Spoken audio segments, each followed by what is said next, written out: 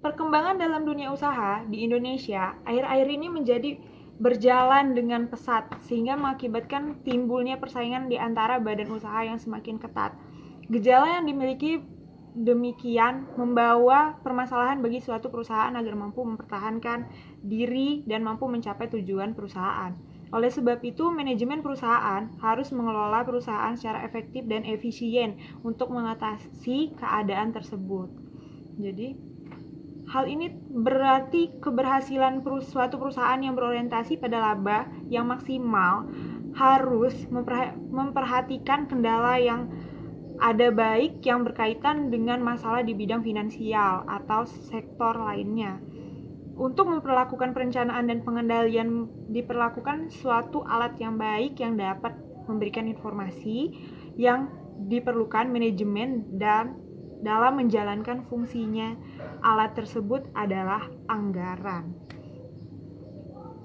Anggaran dapat berfungsi sebagai perencanaan dan pengendalian yang baik di samping fungsi koordinasi, komunikasi, motivasi, dan pendidikan.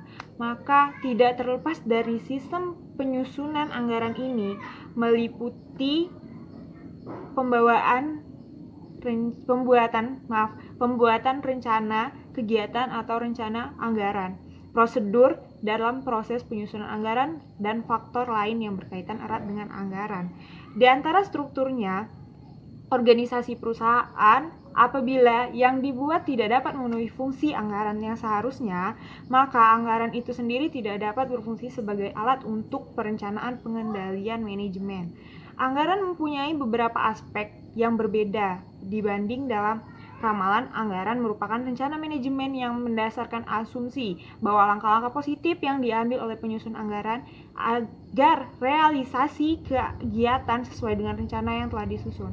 Perusahaan PT Astra International Tbk merupakan suatu perusahaan umum yang memproduksi suatu produk seperti kendaraan bermotor, minyak kelapa sawit, dan batu bara, senantiasa diekspor sehingga Astra dapat berkontribusi dalam menyambungkan devisa bagi negara dan perusahaan yang berorientasi pada laba untuk membiayai kebutuhan internal. Untuk itu, diperlukan anggaran yang baik dan dapat dilaksanakan secara efisien oleh unit-unit yang secara terkoordinasi. Dengan memperhatikan hal-hal tersebut, penulis sangat tertarik untuk meneliti lebih lanjut mengenai anggaran dalam mendukung tujuan perusahaan. Maka saya mengambil judul Analisis Anggaran Perusahaan pada PT Astra International Tbk. Keberhasilan dalam menyusun dan menetapkan suatu anggaran ditentukan oleh bagaimana para manajer dan eksekutif mampu mengembangkan anggaran tersebut sesuai dengan keperluan perusahaan. Dengan anggaran yang kaku dan kurang sesuai dengan kebutuhan perusahaan, akan membuat para anggota organisasi dan departemen ragu dalam mengambil setiap keputusan, sehingga aktivitas operasional akan cukup terganggu. Sebenarnya di sini tuh ada aliran data anggaran ya. Dalam aliran data anggaran ini, manajer biasanya tersusun dengan struktur yang tepat. Yang pertama itu top manager, manajer menengah ke supervisor, dari supervisor ke manajer menengah, dari manajer menengah ke top manager atau manajer puncak. Yang terakhir itu semua anggota departemen akan lebih mudah dalam melakukan suatu aktivitasnya sesuai dengan anggaran yang bersama-sama disusun dan ditetapkan dan akan memberikan tanggung jawab atas realisasinya. Karena adanya struktur yang tadi, itu kita akan lebih mudah buat mengerjakan suatu pekerjaan sesuai dengan bidangnya masing-masing. Dengan sistem self-imposed budget, para anggota departemen akan merasa bersalah apabila targetnya tidak tercapai. Komisi anggaran juga ada. Komisi anggaran dibentuk untuk mempertanggungjawabkan masalah kebijakan perusahaan atau yang sering kita sebut dengan business policy yang ditentukan berhubungan dengan anggaran dan mengoordinasikan persiapan atas penyusunan anggaran tersebut. Komisi anggaran biasanya terdiri atas direktur utama dan para direktur yang memegang jabatan sesuai fungsinya. Misalnya direktur produksi, keuangan, pembelian, dan lainnya. Tugas pokok panitia anggaran yang terdiri dari direktur dan para manajer adalah yang pertama itu membuat jadwal, yang kedua itu menyusun formulir anggaran, yang ketiga itu melakukan pertemuan atau rapat. Ya, biasanya rapat itu diadakan seminggu sekali ya. Yang keempat itu menggabungkan anggaran yang diajukan.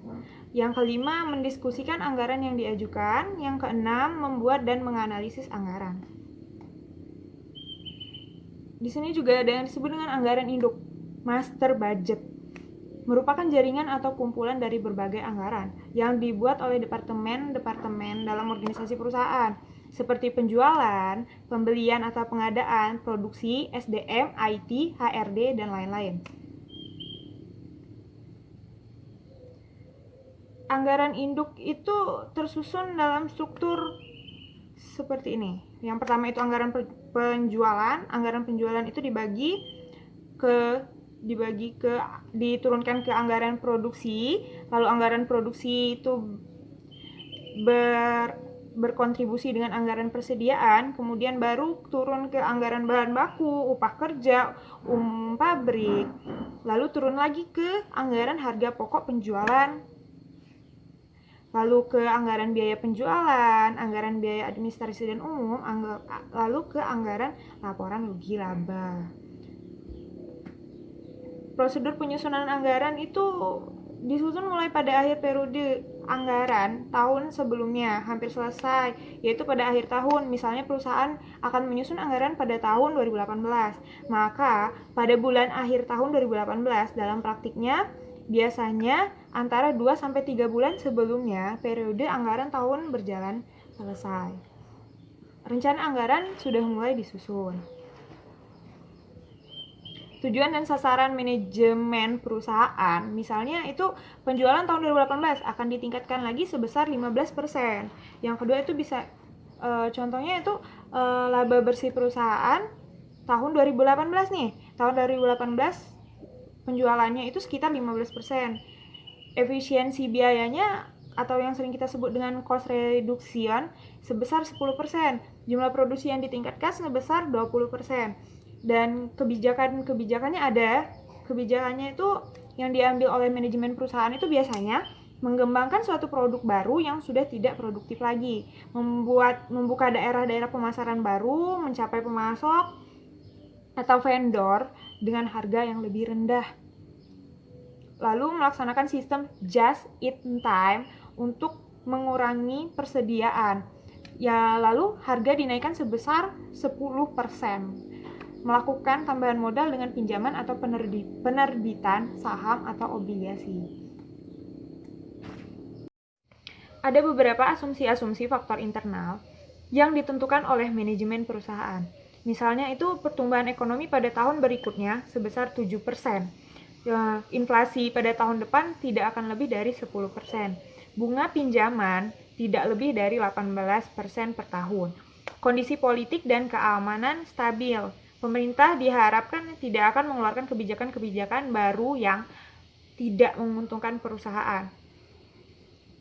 Terus tidak akan ada selisih perubahan. Dan masih banyak lagi sih sebenarnya.